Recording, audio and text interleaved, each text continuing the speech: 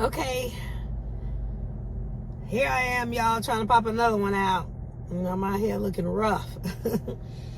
I'm out here working. I'm waiting on my client. The next one is variance. Variance, I'm going to try to make it short and sweet. But variance has a lot in it. It's got discord in there. It's got enmity, disagreement. It's all got, it's got stuff like that in there.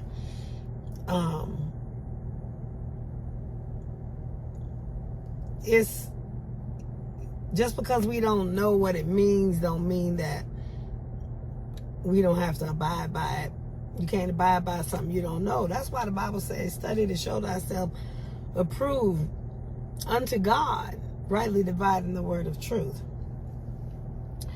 I got a definition. Variance is, like saying law, it's the alteration of any agreement, any contract that's written, or there are different types of contract. There's written contracts, there's verbal contracts, any kind of thing that, that binds two things together by legality, is a contract.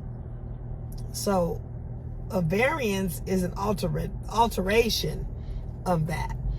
So say marriage, an alteration of marriage with, divorce, that's an alteration. Actually, that's a dissolution. So that's not a good example.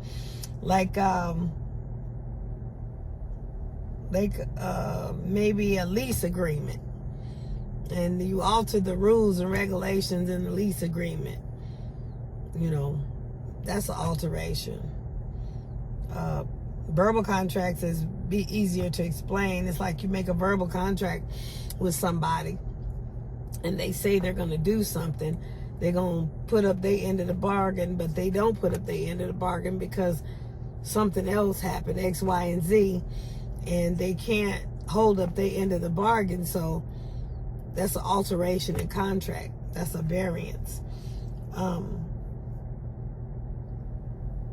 It's not grounded in anything.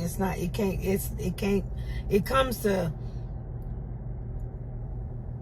displace structure.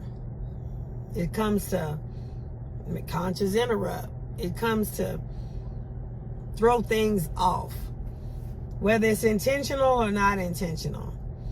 Normally, a variance happens when people live by their emotions. They gonna do something, and then something happens to give them heartache or heartbreak, and they still can't do it. But you can't be tossed by to and fro by every wind of doctrine. You can't be. That's why the president can't be some emotional person, because if we got a president in office that was emotional, who gets mad and don't know how to control his anger, we'd be in World War III. Or you get somebody, women are normally too emotional. Therefore, a lot of women businesses that I know are either struggling or they don't succeed because they do their business by emotion. And businesses that's done by emotion, they don't honor the rules for everybody. So, somebody comes and pull on their heartstrings more than the other. Therefore, they get benefits that the other one doesn't, which is respect a person, and God is not a respecter person. Variances happen, like I say, by emotion. Anything that can change the condition of something. Like a wife may stop being a wife, or may get tired of being a wife because maybe she's not feeling that her needs are being met. trying to make another nest, they don't just jump up and go make another nest. That means they're not getting their needs met. There's been a variance, there's been an alteration of the agreement. You know, people that fall out of love because, well, I'm gonna say they don't fall out of love just because something happens that catches their attention. Therefore, they feel some type of way. So maybe they're not getting their needs met. Maybe the contract or maybe the relationship isn't going the way they thought it was, or maybe they involved in doing activities that they didn't sign up for. You know, not every woman wants to be a housewife. Not every woman wants to sit at home, be butt naked and pregnant. You know, that type of thing. So they tend to fall out of love if they love language isn't being met. So therefore they begin to start nagging, not making excuses, because you know that ain't gonna do nothing for them anyway. But they begin to start nagging. You can tell when a woman is displeased, when you know the bottom is starting to fall out, because her mouth starts to go. Solomon said, "I'd rather sit on the rooftop of a house than sit inside with a leaky faucet." That leaky faucet is representation of a nagging wife's mouth. So if she gets to nagging, that means she ain't happy. Something wrong. Her attention ain't into loving that man. And then vice versa. A man, you know, he may start to sleeping and cheating on, you know, the woman going out because he finding his needs met out there. It's a variance. It's a change or alteration in the condition. You know, something's not being met. So therefore they go out and do stuff like that. As far as the body of Christ having an alteration would be, we represent God any old kind of way, but we got to be careful how we represent God to the unbelievers, because if we not representing God the right way to the unbelievers, they not gonna want to come over. They're not gonna want to be saved, and we gonna have to be held accountable for that. And I'm gonna say, even in the marriage, you know, the scripture says that if the unbelieving wife or the unbelieving husband is okay to stay with the believing wife, you know, go on and keep them, you know, but you know, you can't just put them away, because you know he can be won over, or the wife can be won over. But if we not acting like Christ-like, if we not acting, you know, having the character of God, or we run around here doing much as the world doing, lying and backbiting and everything in front of our spouse or in front of the people that we're around, our friends, our family, ain't nobody gonna want to be saved or come over. Why? Well, what's the difference? What's the point? Why would they want to do that? We can't draw nobody if we looking like everybody else. In order to draw somebody, you got to do something different. You got to look at something different. Be something different. He said, come out from among them. Be ye separate. If you run around looking like and doing like them, you're not separate. You're not showing them anything different. You're not showing them God.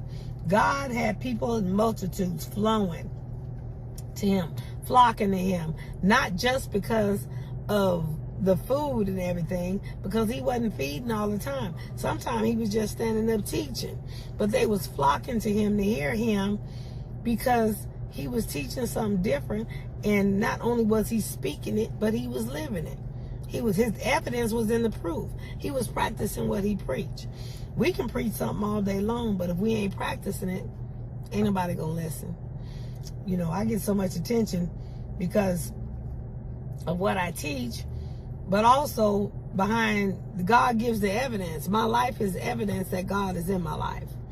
You know, with COVID, you know, I'm still breathing, you know, with the car, with the house. You know, my life is blessed. Even all through a pandemic, my kids, they needed to go on a diet because they didn't miss a meal, you know. So when you are doing the will of God and you are obedient, there's no lack, because God supplies all your needs according to his riches and glory. So anytime I come to somebody that's suffering with some type of lack, that tells me right there that something ain't right. They ain't being obedient somewhere. and God must be getting their attention. The place that God don't have control over, or God don't have nothing to do with in your life, that's the place that you're lacking. So if somebody's always coming to me for something, coming to get out of my cup, then it means they ain't doing nothing for their cup. Like, I know a gentleman right now who don't pray. He don't pray. You know, he don't really pick up the Bible. He know a few Bible scriptures that he memorized, that he quoted off the top of his head, but he don't do nothing. But he always, you know, in somebody's pocketbook, or going out to eat with somebody. You know, that's how he getting his needs met, is off, you know, other people or whatever. Whereas I was running around, you know, I'm always doing feeding of your. That's from my clients. I'm always stopping at somebody's drive-thru. I was like, before this gas price. The gas price starting to go down, so I've been putting a little burger in there now and then. But, you know, I'm not going to get out there and get too greasy, because, you know, I like my health now. You know, I don't have to be. I know I kind of lost a little weight, and I feel lighter and I feel better. My blood sugar is holding like it's supposed to. So it's a thorn in my side, but you know, God, if he released me of it, I go out there doing stuff, you know, I ain't supposed to do. And what's the sense of releasing me of it if I ain't gonna live a lifestyle to keep from it? So I know when it gets up there, that God is showing me that I need to, you know, eat healthier, be a little healthier, you know, save money too. Now them doggone fast food done got so high, it's about as high as the gas. And groceries, oh my God. But see, with groceries, you can take some and cook 3 and 4 meals, and that you can stretch that out. You can't stretch a burger out. So I know that I'm gonna keep this lifestyle. You know, sometimes he just give you something for a moment. You know, he had to change my contract, change my condition, so I could write a new contract in my life in order to get some things done. Let me see, the word difference. Difference is, it produces a dispute or a controversy. Disagreement, dissension, that's a tough one. Dissension, that's like a disagreement in opinion, but it usually is violent.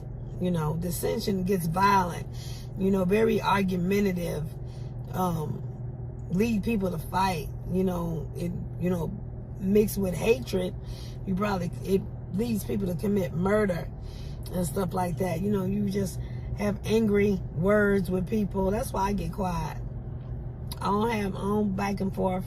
I don't do strife. I don't do that angry, because I be to have my blood sugar, my blood pressure, everything up, and it wouldn't resolve anything. Or I could find myself in one of these other works of the flesh that I don't want to be in. Hatred and animosity and all this other kind of stuff. And that's not good. You know, cussing and profanity, contention with words, and, you know, it's not good.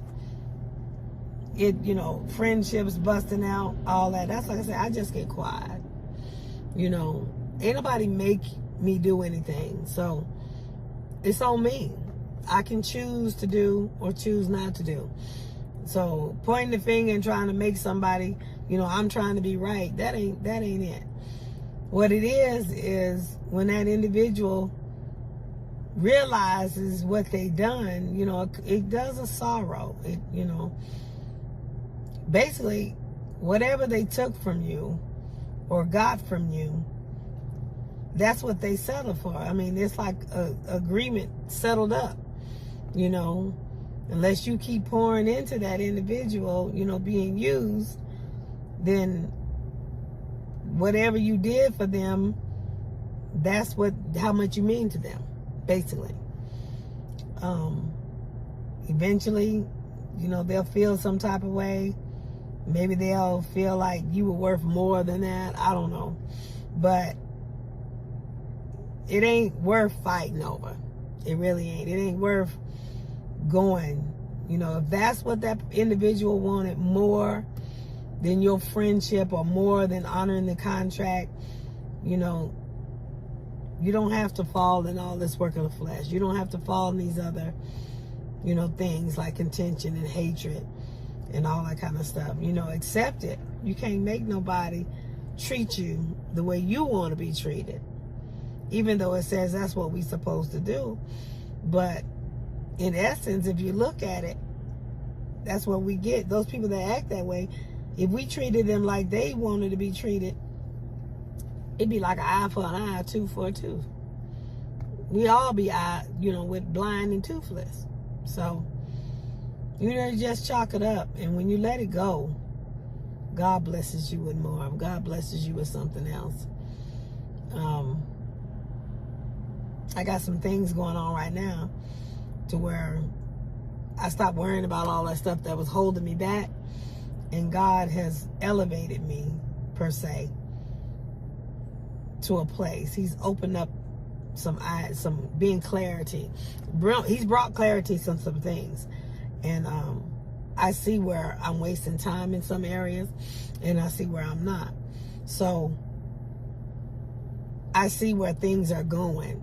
And there's one area that I want the bonding, but I don't want to go where that area is going.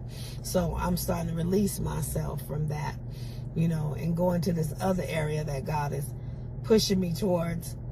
So it's more work, but I'd rather be doing that and doing ministry than sitting around doing nothing.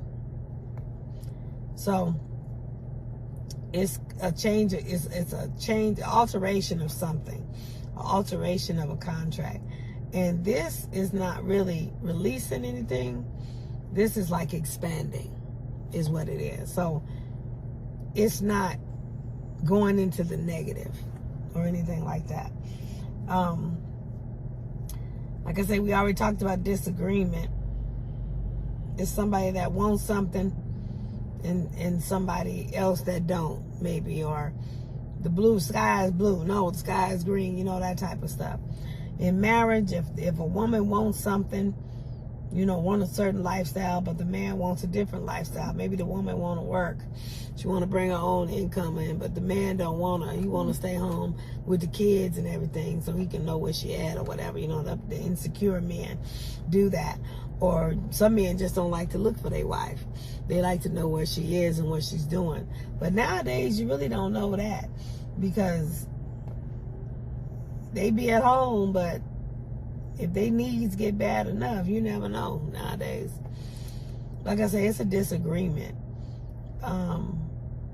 Maybe the woman don't want to live that way anymore. Maybe it's not all caked up to what she thought it was going to be. So the strife begins to happen. And if it ain't worth fighting for, one of them do something to let it go. You know, divorce is 50%. In Nevada alone that I know, 50%. You know, people get tired and they divorce. If there's no resolution or anything like that. It's sad, you know, people don't fight for nothing no more, but I'm in agreement. If it ain't worth fighting for, don't fight for it. You know, I pick and choose my battles. I don't fight for everything, because I feel like if it was worth it, it wouldn't happen in the first place. Now, if it's something that I want, it's like, how bad do you want it? Yeah, I'll fight for that. Like I have a position right now that's being offered to me that, you know, could naturally increase my income. I'm gonna go check it out. And it's more stable. I don't like punching nobody's clock, but if it'll be more stable for me rather than, you know, because I like being, you know, 1099. I like making my own hours and stuff. Like I said, I'm going to check this out. If it ain't so much control, I might go ahead and do that. But if it's a lot of control, because I like ministry more than anything. I'll sacrifice what I got to do the work of the Lord. I'm not going to put nothing before God. I don't serve money. Money serves me. Anyway, let's go. I was talking about enmity. That's like being an enemy to somebody. That's variance. You constantly against somebody, being an enemy. Why? Because you're jealous. Why? Because, you know, they doing something that you want to do. You know, you're just an enemy. You know, it's being the opposite of a friendship. That's what an enemy is.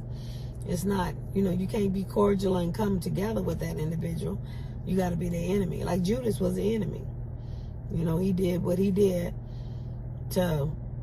because he wanted the money. And then he found out 30 shekels of silver wasn't worth it all. And then he committed suicide because he found out what he did wasn't worth it all. When you do somebody wrong, you got to make sure it's worth it. Because if not, you got to live with that for the rest of your life. You got to live with that, especially in marriage. You know, when you run around and break that trust in between a husband and wife, you got to live with that thing for the rest of your life. And I was saying, like I said before, when you find somebody that's genuine and you break the trust of that individual, it's hard to get it back. It's got to be earned, if it comes back at all. And then that's a fight, whether you want to fight to get it back or not. Whether you want to, and I'm not saying, you know, some of them you don't want to hold you, you know, all that, and try to, you know, never let you live it down. That ain't godly. But I'm talking about looking in that person's face, knowing you done them wrong, knowing you meant them no good, knowing that you did something to them, knowing that you changed your agreement. You change the contract based on your emotions and what you thinking. You lean to your own understanding. So therefore, you created witchcraft in somebody else's life. You was a stumbling block in somebody else's life because you made the decision to change your agreement. Is it worth it? How bad do you want that friendship back? That's what I'm saying. You got to be careful what you do. Because some people, it turned into enemies. Some people nowadays, they don't forgive. They don't forgive you. And then, like I say, I'm quick to forgive, but I'm quick to shake the dust too. If it ain't worth it, I go on about my business. Now, ain't saying God ain't gonna allow something to happen later on down the line. As if He allowed it to happen, to come back and do whatever, you know, to forgive, and maybe that person, you know, knew where they was wrong and they want to do something different. That's something. I got a lot of people that I done shook the dust.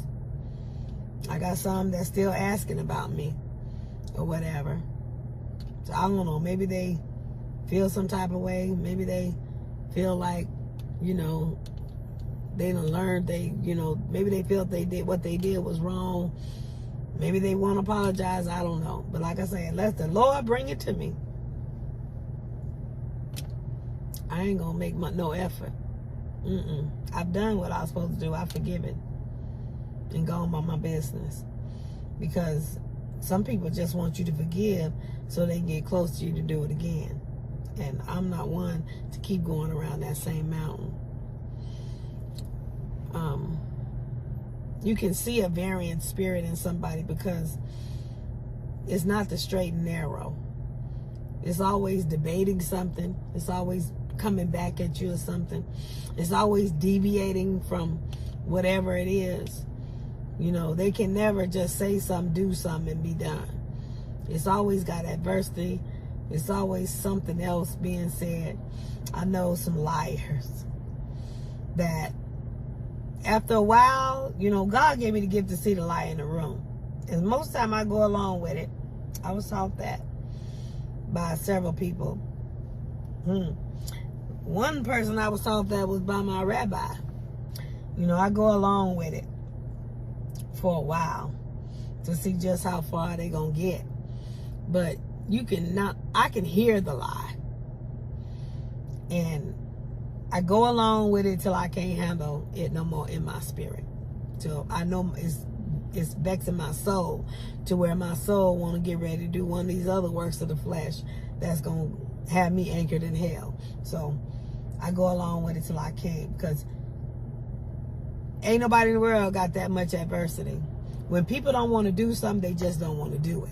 They shouldn't lie about it and come with all kind of different excuses about it. They should just be honest, be held accountable. You can't follow or you can't be led by somebody that can't be held accountable. You can't be led by somebody that is always making excuses. That's insecure. They can't even tell you the truth. Why would you say something and lie about it and hurt that person in the long run? Why don't you just tell the truth and get it over with? At least you'll have the respect after that. I can't respect nobody that lie to me. I can't. I just, I don't disrespect them, but I don't put too much respect on it. I know I can deal with you as far as I can throw you. That thing. So they're incredible to me. If you gotta lie to me, I can't stand that. That's another major thing that I got divorced for. I could never trust what was coming out of his mouth. I just can't trust it. I can't trust a lie. I don't know why you lying to me. I don't know, you ain't gotta lie to me. Tell them the truth. First of all, I didn't ask you to tell me something in the first place. So why lie about it? So it's the deception, and it's too hard to live life with deception. It's too hard to live life in adversity like that, because none of it is based on the truth. None of it is based on the fact. Therefore, it's always deviating. The ground is always shaking. The foundation isn't there because it's not built on truth. Anyway, I don't want to get no rant or whatever, but a lot of churches are falling apart. A lot of friendships are falling apart behind dissensions. Families fall apart because people change their mind. A variance occurs.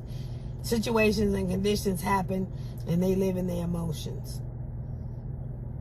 And stuff busts up. Instead of coming to people and talking to them and coming to a common agreement, or at least come together and agree to disagree. But to just change the contract one-sided. I'm in a situation right now, or I'm saying I'm dealing with a situation right now where a contract has been changed, and the end result is elder abuse. I don't believe in that. I don't like that.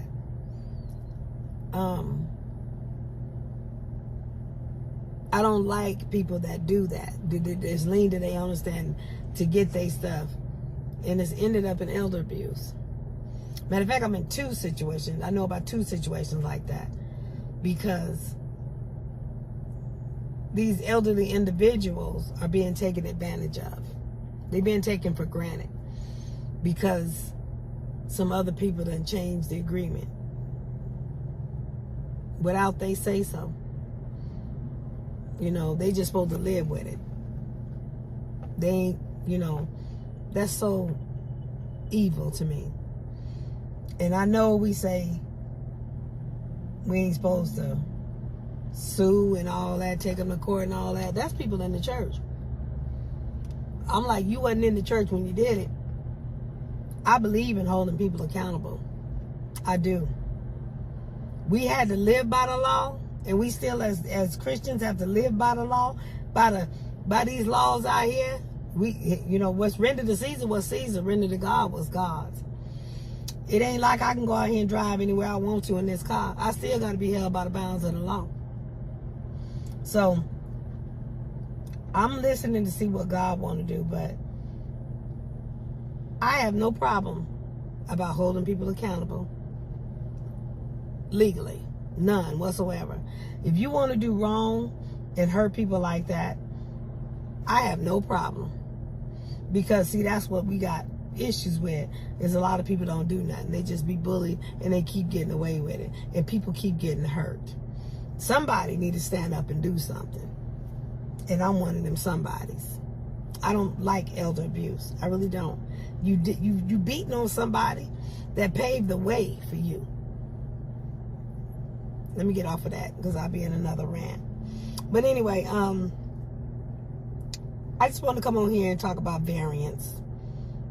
Variance is changing the agreement that was already set, laid in place, based on something that happened in your life, despite whatever inconveniences or whatever that it causes in the other person's life or the other people's life that you had the agreement with.